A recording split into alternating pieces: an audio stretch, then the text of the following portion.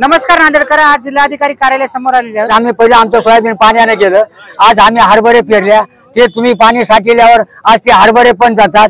तुमच्या अशाच यंत्रणा चालू राहतात, शेतकरी असाच कष्ट सहन करतो आणि असाच मरतो। तुमचे तुमचं सरकारचे डोळे काय शेतकऱ्याचा जीव गेल्यावर उघडणार राहतं काय? पाणी त्याला आडू दे रे नाही म्हणून दिवस लक्षात घ्या। एका माणसामुळे, चार माणसामुळे, अधिकाऱ्यामुळे किंवा कोणामुळे झाला नाही, हे मूळ तुमच्या मनामध्ये पहिले गाठ बांधून घ्या। फक्त आणि फक्त यायला आता नगरपालिकेला, कारखान्याला पाणी द्यायला पाणी शिल्लक राहणार नाही उन्हाळ्यात। एक मिनिट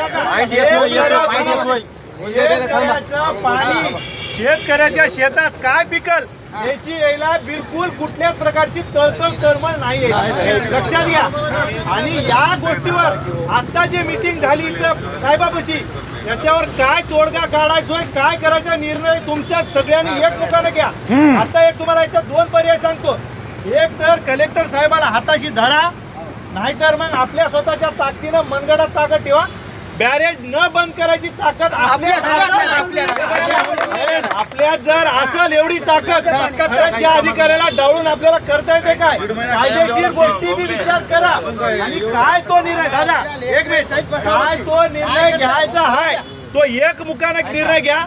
विनायक पाटील एक बोलतील, भगवान दादा एक बोलतील, मी एक बोलल, तुम्ही पाटोद्याचे वेगळे बोलतील, असं करू नका। सगळ्यांनी एक गोष्ट मनामध्ये ठाण मांडा, जोपर्यंत आपले बॅरेजचे दरवाजे उघडे आहेत तोपर्यंत यायच्या खुर्चीवर यायला बसता येईना, यायला आग लागते, एवढं ध्यान ठेवा। आणि ऐका, यायला एवढं बी सत्य होय, जोपर्यंत हे अधिकारी आपल्या सोबत नाही तोपर्यंत आपलं काम बी होईना। त्याच्यामुळे दोन्ही गोष्टीचा विचार करा। भगवान दादा सांगितलं तुम्ही सगळं विचार करा, विचार करून सगळे सर्जेराव पाटील काय ठरवायचं आहे तो निर्णय एक मुखाने घ्या, उभा को करू नका। एका माणसाच्या मागे चला, हो। आणि ते माणूस जर दगा फटका गेला त्याला मनगट उभा करून इथं उभा करायची ताकद आपल्यात ठेवा, एवढा मी बोलतो।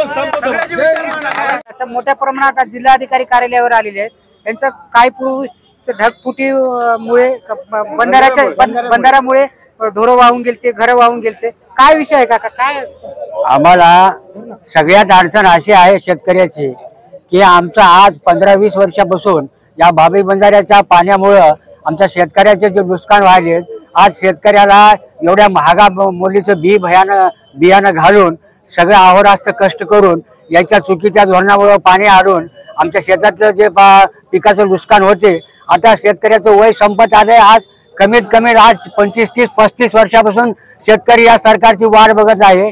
तरी सरकारनं काय केलं, पहिलं या शेताचं ज्या वेळा या बाबी बंधाऱ्याचं फूल बांधलं त्यावेळेला त्यांनी पाण्याची चौकशी केली, त्यावेळेला आम्हाला 104 डिग्री पाणी सांगून आमची चौकशी झाली शेताची, त्यावेळेला आमच्या शेतामध्ये खुटे नेमण्यात आले। आज पाहायला गेलं तर आज बाबी बंधाऱ्याची उंची 138 सेंटीमीटर झाली। मग 138 मीटरला आज आमची जमीन पाण्यामध्ये किती बुडते, ते बुडाल्यावर आमच्या आज किती शेतकऱ्याचं नुकसान होणार आहे। आज आम्ही पहिले आमचं सोयाबीन पाण्याने गेलं, आज आम्ही हरभरे पेरल्या, ते तुम्ही पाणी साठल्यावर